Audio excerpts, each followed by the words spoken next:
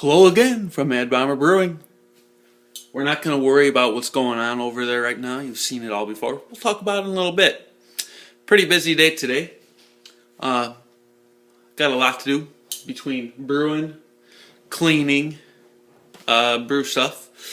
Phase 2 of the keezer build, which really is nothing major. I'm putting in all the gas lines today. I'll get around to the taps. Got to buy stuff as I have the money to do so. Oh yeah, and yeast harvesting, kegging a beer. The Amarillo Sky PA with the addition of honey malts getting kegged today. And in a white bucket, we have the Fat Tiger clone for the third time. Hopefully this time doesn't get fucked up. First time I tried to brew it, lost power, couldn't finish the brew day. Had power for about 3 days, so I had to throw it out. The second time I tried to brew it, well, everything went good, except my keg had a leak on the valve, on the out valve, to be more specific, and I applied pressure to it and didn't realize it because everything was fine, and when I got up in the morning, there was a river of beer on the floor. So hopefully, this third time, we'll have a full batch of beer. All that being said, I'm a little thirsty, and yes, I do have home brew, but I want to start off with this Ace Perry hard cider. I've never had one before. It was recommended to me by a gentleman at the shop, at the beer store. It's made in California, 5% ABV. It's made by California Cider Company in Sonoma County. Gluten-free, if that matters to you. But let's give it a crack. A little hiss there.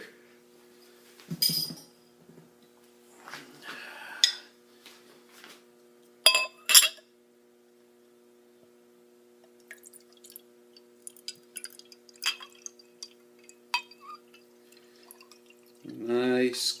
That's clear. Clear, clear, clear. Oh yeah, we'll get it all in there. I've never had one before, like I said, but look at that. You can see right through it. A little bit of, it's cold, so the glass has a little bit of haze on there, but it is just crystal clear. Yeah, see my ugly mug there? And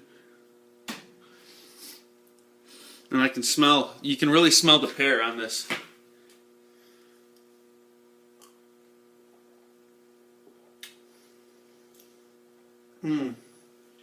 That may have just became my new best friend. Wow. Now, I'm not a huge fan of pear. It's early. I'm not a huge fan of pear. But this is really good.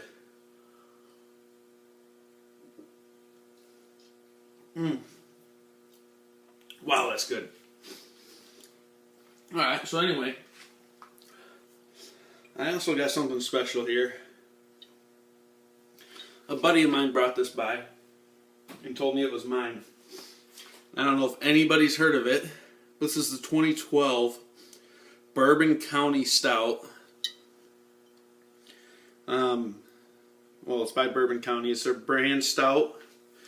Aged in bourbon barrels. This is 2012. It's Goose Island. It's made on Goose Island.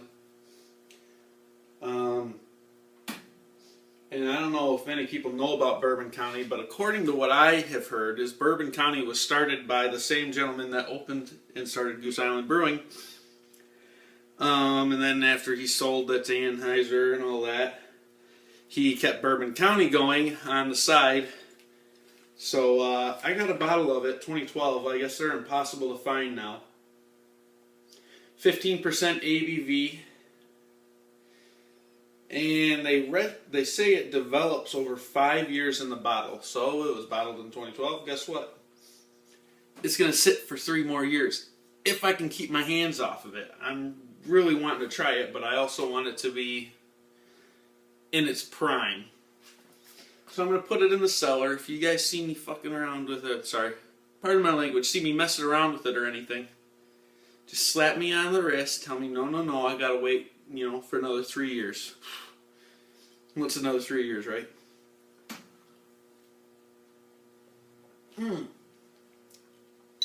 I'm all over the place today, I know. More news. This is really good news, actually. I've been holding off on this one for a while. I was going to mention it last week, but I completely forgot. But I'm going to have a new brew buddy. The missus and I are expecting. We are coming up on 6 months now, I think.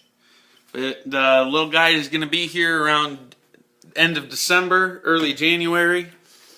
We're having a baby boy, Jace Tyler.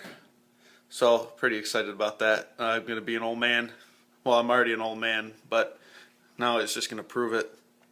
I'm sure every day of his life when he gets the opportunity. I know I was a smart ass with my dad, so he'll probably be a smart ass with me. But pretty excited about that.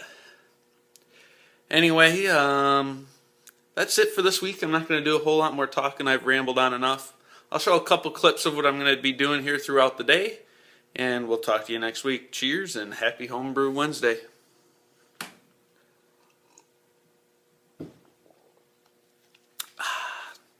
So here we have the pumpkin ale mashing away. It smells great and it's looking really good too, as you can see. The mash is a little thin, but I did that because the pumpkin tends to gelatinize, and I don't want to stuck sparge. But there's the color of it. You can see it's looking really nice. It's gonna be a good beer. And here's a quick shot of the Amarillo Sky PA racking off into the keg down there. As you can see, it is nice and clear, but I'm still going to use gelatin in it just to make sure it's brilliant clear. And it's time to go on to the next project. And the final project today, I got to go get more CO2, but I put in this valve system here, has all three, goes out to all three kegs, and I can turn them off individually. And we got 3 kegs carbonating. Cheers. I know I lied.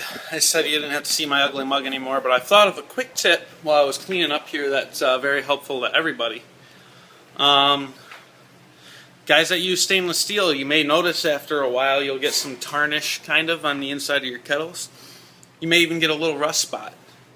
How do you keep that from happening, and how do you stop it from getting worse? First, clean your kettles out really good. Use HBW or something along the lines of that. You know, get them really clean. You want everything out. Then, mix yourself up a bottle of Star Sand in a spray bottle. All you're going to do is spray it in the kettle and let it air dry. Just leave it. The reason that you get this oxidation and stuff is because after a while, the protective coating that they put on the stainless steel gets worn off after about 3 batches or so. So, Star Sand, if you put it on and let it air dry, will reform that protective coating, surprisingly enough. Heard about this on one of the podcasts I listened to from the CEO of Star Sand himself. So I'm going to go ahead and spray my kettle. I'll show you what to do, and then just let it sit and air dry. Alright, here we go. So as you see, it's all nice and clean in there. I just finished cleaning. This is my mash tun. My bottle of Star Sand. Literally, this is all I do. And I almost do this after every batch just because it's easier. Might as well.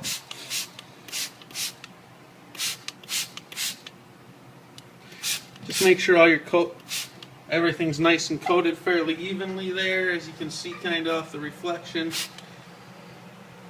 Just let it sit and air dry and you're good to go. Have fun brewing, and we'll see you next week.